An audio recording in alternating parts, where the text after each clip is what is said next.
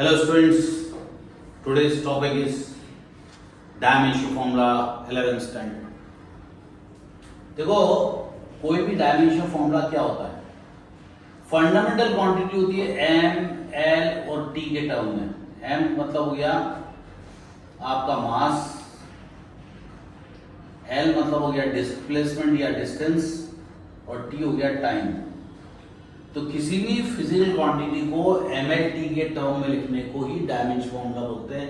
It is an expression in which the fundamental quantity raise to power equal to some numerical coefficients, यानी कि कोई भी numericals हैं, numeral values हैं, minus लेकर प्लस तक वो वैल्यू यहाँ होती है। जैसे m0 l t माइनस 1 ये डायमेंशन फॉर्मूला हो गया, m2 l minus 1 t minus 2 ये इस तरह के टर्म में लिखकर ब्रैकेट में बंद कर देते हैं, इसको अपन बोलते हैं डायमेंशन फॉर्मूला। अब हम लोग डायमेंशन फॉर्मूला निकालेंगे फिजिकल क्वांटिटी का। तो हमारे पास क्या होता है कि मास, डिस्टेंस यानी लेंथ और टाइम, ये तीन फंडामेंटल क्वांटिटीज होती हैं और इनको एम के सिस्टम में लिया गया। लेकिन इसके बाद इन्होंने क्या किया, ल्यूमिनस इंटेंसिटी की कैंडिला, फिर उनने लिया temperature unit kelvin, amount of substance unit mole, ये सब ऐड कर दिया उसने, और करंट यूनिट एम्पियर, इस तरह से ऐड करके उसने बनाया है। उसको नाम दिया उसने, एक्सटेंडेड फॉर्म का नाम दिया है सिस्टम इंटरनेशनल। और इस तरह से एम के सिस्टम में हमारे पास तीन फंडामेंटल क्वांटिटी थी, और वो ही है मास, लेंथ और टाइम। आप याद रखना कि किस चीज को अपन एम लिख सकते हैं, यानी एम कब लिखना है। m1 रहेगा तो m लिखना, m डैश रहेगा तो m लिखना, m2 रहेगा, m3 रहेगा, डेल्टा m रहेगा, dm रहेगा, डेल m रहेगा। इसका मतलब होता है चेंज, बहुत ही छोटा चेंज, उससे बड़ा चेंज, उससे बड़ा चेंज। चेंज मतलब क्या होता है, जैसे मान लो हमारे पास 2 किलो मास था, बाद में कितना बन गया वो 5 किलो, तो 5 किलो माइनस 2 किलो करेंगे तो क्या आएगा 3 किलो, ये होता है चेंज। तो चेंज इन मास है, ज्यादा हो रहा है, कम हो रहा है, वो सब हो सकता है। तो कभी भी डेल्टा एम हुआ, एम डैश हुआ, डीएम हो गया, कुछ भी हो गया, उसको अपन क्या लिख सकते हैं, एम लिख सकते हैं। एल कब लिखेंगे, जैसे डिस्प्लेसमेंट है, डिस्प्लेसमेंट है, डिस्टेंस है, कॉर्ड है, आर्क है, कॉर्ड है, L1 है, L डैश है, L2 है, कैपिटल लेटर है, स्मॉल लेटर है, डेल एल है, डेल्टा एल है, कुछ भी है, हम लोग क्या पुट करेंगे, एल यूज करेंगे। जैसे डिस्प्लेसमेंट है तब भी वो यूज करेंगे। इसके बाद टाइम आएगा, टाइम को आपको स्मॉल लेटर टी होगा, कैपिटल लेटर टी होगा, टी डैश होगा, टी डबल डैश होगा, T2 होगा, डेल्टा टी होगा, डेल टी होगा, कुछ भी होगा, आप क्या यूज करने का, टी यूज करने का। तो हमेशा अपना x रहेगा, y रहेगा, z रहेगा, कुछ भी रहेगा, आपको l ही यूज करना पड़ेगा। अब हम लोग क्या करते हैं कि कुछ डायमेंशन फॉर्मूलेज निकालते हैं। जैसे बोला मान लो डिस्प्लेसमेंट, इसका डायमेंशन फॉर्मूला निकालो, या डिस्टेंस का डायमेंशन फॉर्मूला निकालो, या रेडियस का डायमेंशन फॉर्मूला निकालो, या कॉर्ड का डायमेंशन फॉर्मूला निकालो, या चेंज इन लेंथ, इसका डायमेंशन फॉर्म निकालो। तो लेंथ हो, ब्रेथ हो, हाइट हो, कुछ भी हो, चेंज हो, बढ़ गई हो, छोटी हो गई हो, कुछ भी हो गया, उसको अपन एल यूज करेंगे। तो इसका डायमेंशन फॉर्म हो जाएगा m0 l t⁻0। आप सिर्फ l भी लिख सकते हो और m0 l t⁻0 भी लिख सकते हो। तो ये डायमेंशन फॉर्मूला हो गया आपका डिस्टेंस का, डिस्प्लेसमेंट का। तो जो डायमेंशन फॉर्मूला स्पीड का होता है वही डायमेंशन फॉर्मूला वेलोसिटी का होता है, क्योंकि स्पीड का मतलब होता है डिस्टेंस अपॉन टाइम, समझिए। और ये क्या होता है, डिस्प्लेसमेंट अपॉन टाइम। होता क्या है कि डिस्टेंस तो स्केलर है, स्पीड स्केलर है, वेलोसिटी जो है वेक्टर है, समझ गए। तो यहाँ स्केलर वेक्टर से कोई मतलब नहीं होता, तो अपन क्या लिखेंगे, डिस्टेंस अपॉन टाइम, या del S upon del T भी लिखेंगे। इसको बोलते हैं इंस्टेंटेनियस वेलोसिटी। अब आपका इंस्टेंटेनियस वेलोसिटी हो या कोई भी वेलोसिटी हो, वेलोसिटी होती है। तो डेल एस अपॉन इन सब का डायमेंशन फॉर्मूला क्या बन जाएगा, एल अपॉन टी, क्योंकि चेंज इन डिस्टेंस जो है वो एल हो जाएगा और ये हो जाएगा डेल्टा टी का टी, तो ये टी की पावर में क्या 1 है, ये ऊपर जाएगा तो क्या होगा -1, एल टी -1 हो जाएगा। इसको अपन बोलेंगे डायमेंशन फॉर वेलोसिटी। अब एक्सेलरेशन अगर निकालने को देते हैं एक्सेलरेशन, तो एक्सेलरेशन होता है change in velocity upon time भी हो सकता है या वेलोसिटी अपॉन टाइम भी हो सकता है। अब वेलोसिटी और चेंज हो चाहे कैसी भी हो, हमारा वो तो वही रहेगा, तो अपन लिखेंगे डिस्प्लेसमेंट अपॉन टाइम। वेलोसिटी क्या हो गया, डिस्प्लेसमेंट अपॉन टाइम, और एक टी ऑलरेडी नीचे था, ये देखो हमारा ये टी ऑलरेडी नीचे था ना, है ना, तो वेलोसिटी अपॉन टाइम और एक टी ऑलरेडी नीचे था, तो टी इंटू टी क्या हो जाएगा, टी स्क्वायर हो जाएगा, ये दोनों मान क्या हो जाएगा ऐड, तो ये एल हो जाएगा टी रेस्ट पावर 2, ऊपर जाके हो जाएगा एल टी -2। आप चाहो तो m 0 लिख सकते हो, ये डायमेंशन फॉर्मूला हो गया एक्सेलरेशन का। तो अगर आपको एक्सेलरेशन का डायरेक्ट डायमेंशन फॉर्मूला आ गया तो भी आप पुट कर सकते हो, और डायमेंशन फॉर्मूले से कोई किसी भी फिजिकल क्वांटिटी की यूनिट निकाल सकते हो। इसकी यूनिट हो जाएगी मीटर पर सेकेंड या मीटर अपॉन सेकेंड, इसकी हो जाएगी मीटर पर सेकेंड स्क्वायर, समझिए। तो कभी भी ऐसा यूनिट के टर्म में अगर हमें लिखना पड़ता है तो वेलोसिटी होती है मीटर पर सेकेंड और एक्सेलरेशन होता है मीटर पर सेकेंड स्क्वायर। वेलोसिटी क्या होती है कि rate of change of displacement of the body is called velocity, rate of change of position of the body is called speed. होता क्या है कि स्पीड के अंदर डायरेक्शन होता नहीं है और वेलोसिटी के अंदर डायरेक्शन होता है।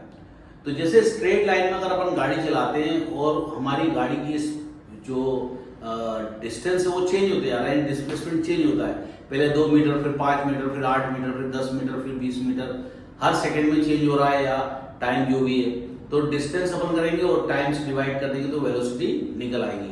लेकिन स्ट्रेट लाइन में जब अपन चलते हैं तो एक प्रकार का स्केलर ही होता है, क्योंकि डायरेक्शन तो उसके अंदर फिक्स होता है, चाहे स्पीड की बात करो चाहे वेलोसिटी की बात करो, लीनियर मोशन में दोनों एक ही बात है। लेकिन सर्कुलर मोशन में क्या होता है, जैसे ये सर्कुलर मोशन है, सर्कुलर मोशन में टेंजेंशियली अगर ये टेंजेंट बनाया है अपन यहाँ पे, तो टेंजेंशियली इसका डायरेक्शन चेंज होते जाता है।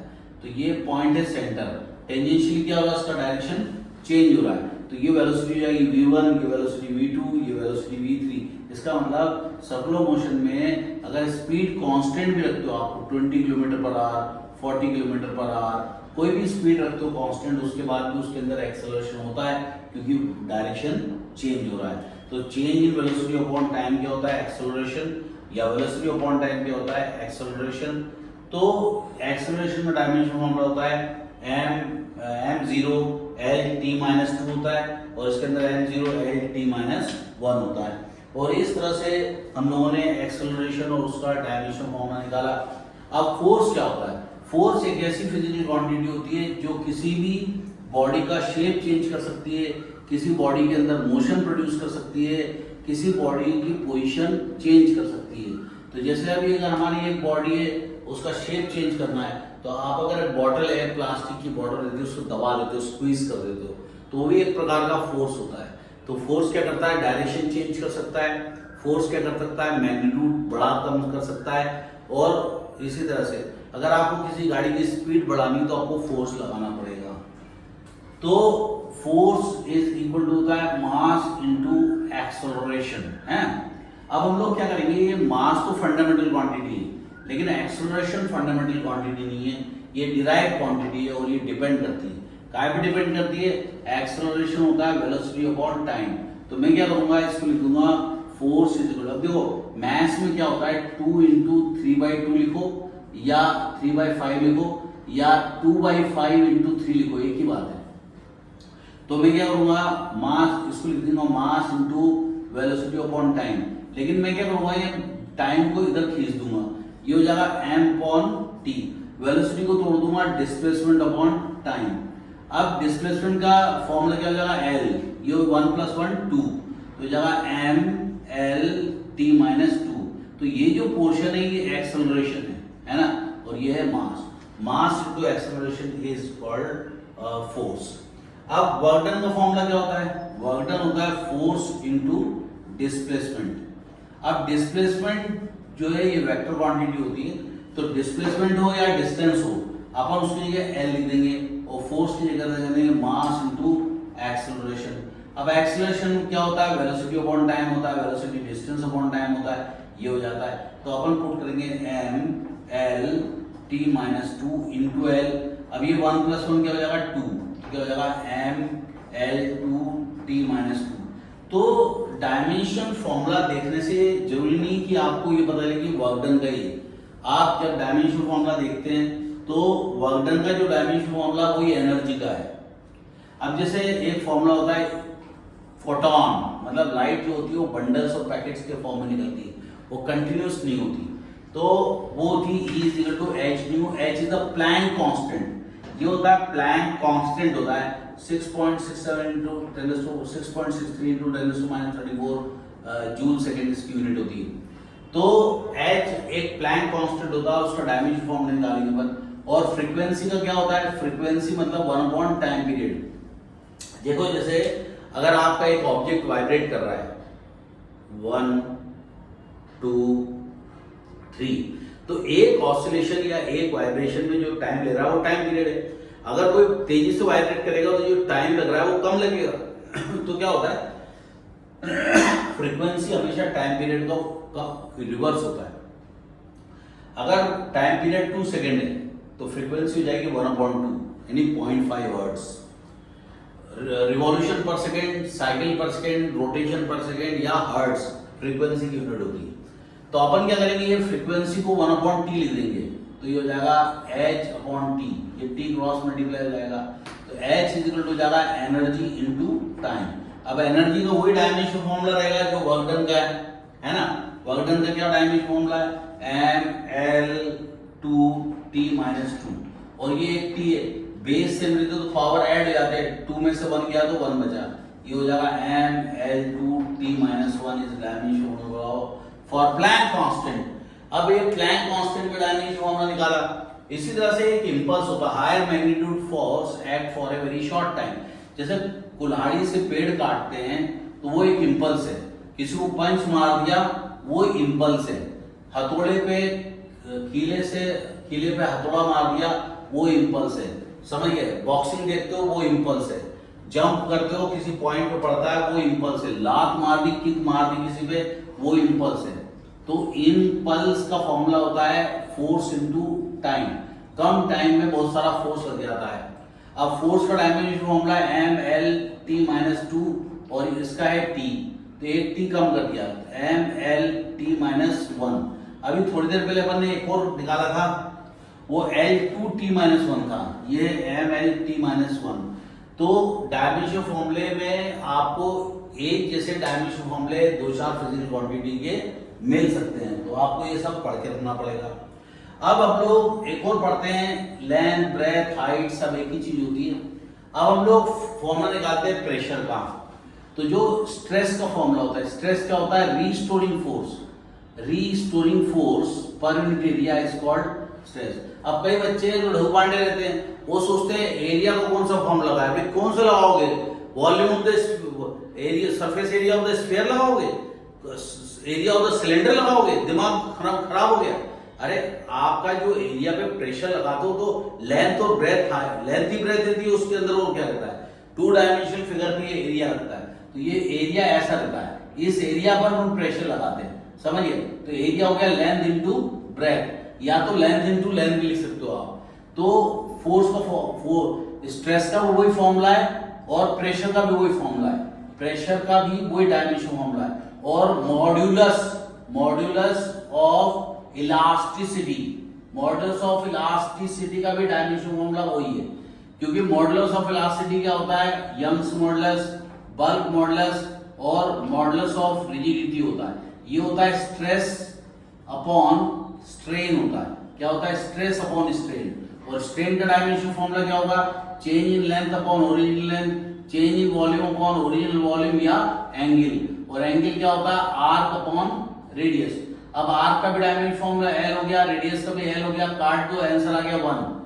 ये भी एल क्यूब होगा और ये भी एल क्यूब होगा, ये भी एल क्यूब हो गया, ये भी एल क्यूब हो गया, काट दो आंसर 1।